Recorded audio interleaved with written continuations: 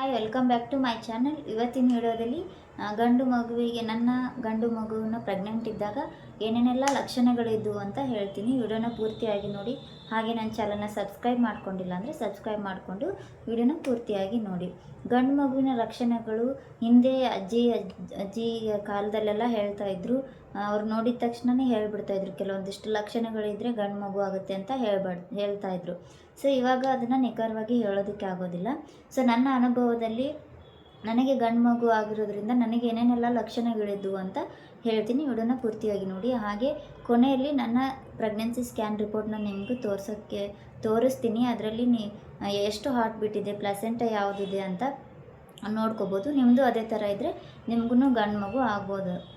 So ಮೊದಲನೇದಾಗಿ ನನಗೆ ಏನು ಇತ್ತು ಮೊದಲೇ ಸಿಮ್ಟಮ್ಸ್ ಅಂತ ಹೇಳಿದರೆ, ಫಸ್ಟಿಗೆ ನನಗೆ ಮಾರ್ನಿಂಗ್ ಎದ್ದ ತಕ್ಷಣ ತಲೆ ತಿರ್ಬೋದು, ಆ ಥರ ಆಗ್ತಾಯಿತ್ತು. ಮತ್ತು ತುಂಬ ವಾಮಿಟು, ಎಳ್ನೀರು ಕುಡಿದ್ರೂ ನನಗೆ ವಾಮಿಟಿಂಗ್ ಆಗ್ತಾಯಿತ್ತು. ಮಾರ್ನಿಂಗ್ ಸಿಕ್ನೆಸ್ ಅಂತ ಹೇಳ್ತೀವಿ, ಮಾರ್ನಿಂಗ್ ಸಿಕ್ನೆಸ್ಸು ಇತ್ತು. ತುಂಬ ಅಂದರೆ ತುಂಬ ವಾಮಿಟಿಂಗು. ನೀವು ಕೇಳ್ಬೋದು ಎಷ್ಟು ತಿಂಗಳವರೆಗೂ ಇದು ವಾಮಿಟಿಂಗ್ ಇತ್ತು ನಿಮಗೆ ಅಂತ. ಸೊ ನನಗೆ ವಾಮಿಟಿಂಗ್ ಬಂದ್ಬಿಟ್ಟು 4 ತಿಂಗಳವರೆಗೂ ವಾಮಿಟಿಂಗ್ ಜಾಸ್ತಿ ಇತ್ತು. 5ನೇ ತಿಂಗಳು ಬೀಳುವಷ್ಟೊತ್ತಿಗೆ ನನಗೆ ವಾಮಿಟಿಂಗ್ ಕಡಿಮೆ ಆಯಿತು. ಸೊ ನೆಕ್ಸ್ಟ್ ಇನ್ನೊಂದು ಏನಂತಂದರೆ, ನನಗೆ ಹೊಟ್ಟೆ ತುಂಬ ಜಾಸ್ತಿ ಹೊಟ್ಟೆ ಇರಲಿಲ್ಲ, ಸ್ವಲ್ಪ ಅಂದರೆ ಸ್ವಲ್ಪನೇ ಹೊಟ್ಟೆ ಇತ್ತು. ಅದು ಸ್ವಲ್ಪ ಕೆಳಗಡೆ ಇತ್ತು ನನ್ನ ಹೊಟ್ಟೆ, ಸ್ವಲ್ಪ ಅಂದರೆ ಸ್ವಲ್ಪ ಹೊಟ್ಟೆ ಇತ್ತು. ಇದು ಒಂದು ಸೈನ್ಸ್ ಇದ್ದರೆ ನಿಮಗೂ ಗಂಡು ಮಗು ಆಗ್ಬೋದು.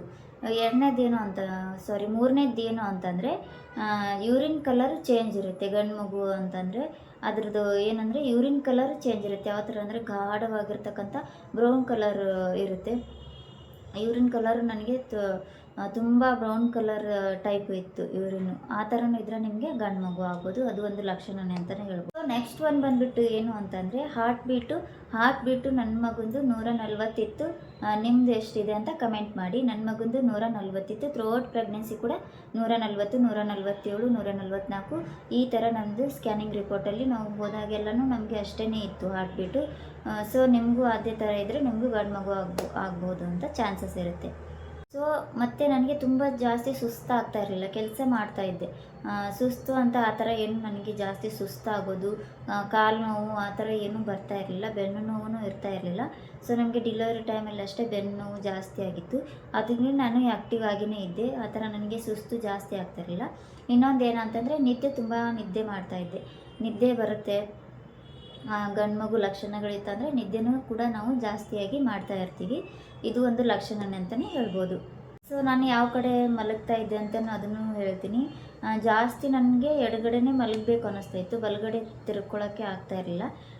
ಎಡಗಡೆನೇ ನಾನು ಜಾಸ್ತಿ ಮಲಗಿರೋದು. ಎಡಗಡೆನೇ ಮಲಗಬೇಕು ಅಂತ ಅದು ನಮಗೆ ಅನ್ನಿಸ್ತಾ ಇರುತ್ತೆ. ಗಂಡು ಮಗು ಏನಾದರೂ ಹೊಟ್ಟೆಯಲ್ಲಿತ್ತು ಅಂದರೆ ನಮಗೆ ಎಡಗಡೆನೇ ಮಲಗಬೇಕು ಅಂತ ಅನ್ನಿಸ್ತಾ ಇರುತ್ತೆ. ಸೊ ಎಡಗಡೆ ಮಲ್ಕೊಂಡ್ರೇ ಒಳ್ಳೆಯದು. ಪ್ರೆಗ್ನೆಂಟ್ ಇರೋರು ಆಲ್ಮೋಸ್ಟ್ ನೀವು ಎಡಗಡೆನೇ ಮಲಗೋಕ್ಕೆ ಟ್ರೈ ಮಾಡಿ. ಯಾಕಂದರೆ ಬ್ಲಡ್ ಸರ್ಕ್ಯುಲೇಷನ್ ಚೆನ್ನಾಗಿ ಆಗುತ್ತೆ, ಪಾಪುಗೂ ಮತ್ತು ನಿಮಗೂ ಬ್ಲಡ್ ಸರ್ಕ್ಯುಲೇಷನ್ ಚೆನ್ನಾಗಾಗುತ್ತೆ.